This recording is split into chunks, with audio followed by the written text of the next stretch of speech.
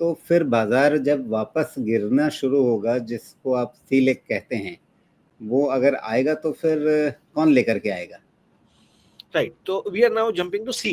तो अब ये बी जब खत्म हो रहा होगा तब तक बॉयज और मेन सेपरेट हो गए होंगे, क्योंकि इतनी ट्रेडिंग और इतनी वोलेटिलिटी हो गई होगी। यू वुड हैव रियलाइज कि ये कुछ स्टॉक्स या कुछ सेक्टर्स हैं जो इस वोलेटिलिटी में पार्टिसिपेट नेगेटिवली नहीं करना चाहते। जैसे आप इलेक्ट्रॉनिक्स को देखिए, नहीं गिरना चाहते हैं, सेमीकंडक्टर्स नहीं गिरना चाहते, renewables does not want to fall, ठीक है, pharma very very steady. So you will see these sectors playing out. But आज आपका जो इंडेक्स है वो इन स्टॉक से नहीं, इन सेक्टर से नहीं बना हुआ है अनफॉर्चुनेटली। तो आपको एक बार निफ्टी की कंपोजिशन चेक करनी पड़ेगी कि भैया इसके अंदर में से कौन से सेक्टर्स की हाईएस्ट वेटेज है और कहाँ उनकी सेलिंग आ सकती है, प्लस वो स्टॉक्स कौन ओन कर रहे हैं। अगर उनको बेचना है तो वो वैल्यूएशन के बेसिस पे ही बेचने वाले हैं। So I think the supply will remain very heavy in these large caps. Okay, I maintain that view. On the higher side, you will see selling coming back again. तो वहाँ ऊपर एक cap बन जाएगा and you will see that market will not able to cross that cap on the higher side. फिर नीचे आएगा, फिर ट्रेड करेगा, फिर नीचे आएगा, फिर ट्रेड करेगा। ये वोलेटिलिटी आपको नेक्स्ट 3 महीने मिल सकती है with decoupling of certain sectors. जो इमर्जिंग सेक्टर्स जिसको हम कहते हैं, वो इमर्जिंग सेक्टर्स बनेंगे। अगर आप इन सेक्टर्स में अपना निवेश रखोगे, इस वोलेटिलिटी में भी आपके चांसेस है कि आप बहुत अच्छा पैसा कमा सकते हो। लेकिन अगर आप ट्रेडिशनल सेक्टर्स के अंदर में हैं, ठीक है, you may feel the pain during the C wave. Sea wave की कैरेक्टरिस्टिक्स क्या होती है?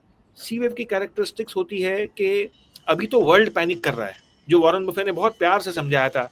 उन्हें कहा कि जब वर्ल्ड पैनिक करे और आप कॉन्फिडेंट हो, it's the best time to make money, जो आज इंडिया में हो रहा है।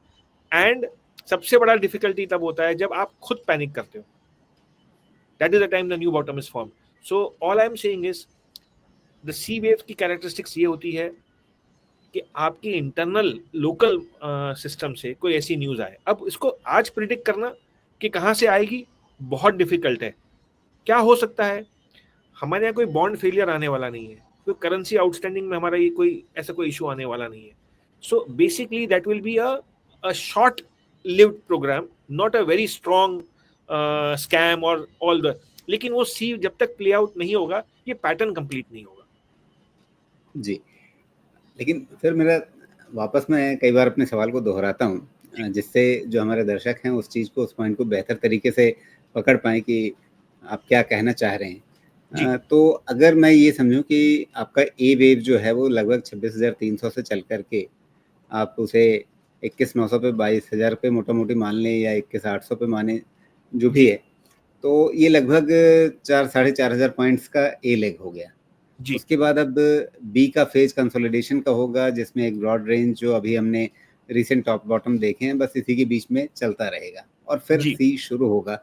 तो क्या वो सी ए जैसा ही होगा, यानी वैसे ही 4-4,500 पॉइंट्स का, या उससे थोड़ा छोटा होगा, या उससे बड़ा भी हो सकता है? जो थ्योरी कहती है वो ये कहती है कि उससे बड़ा होना चाहिए, बिकॉज सी में आपका जो सेलिंग फोर्स होगा वो बहुत स्ट्रांग होता है, and that is where the panic happens. Okay, तो पहले डिनायल होता है। So basically first normal selling होती है, फिर डिस्ट्रीब्यूशन होता है, and then comes the real panic. ये 3 फेज होते हैं जिसको हम ABC समझाने की कोशिश कर रहे हैं, ये वही है।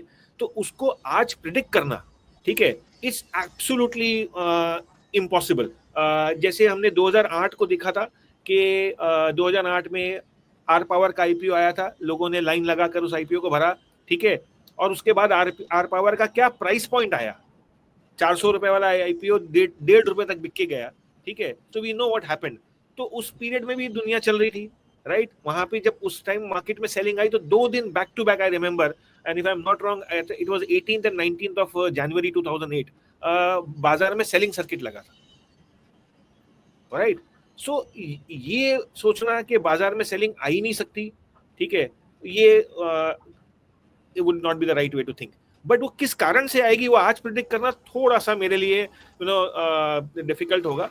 But one should be always prepared for risk in the market, and specially जब आपकी वैल्यूएशंस प्रीमियम पे चल रही हो। बिल्कुल। तो जब आप ये इंडिकेट कर रहे हैं कि जो सी है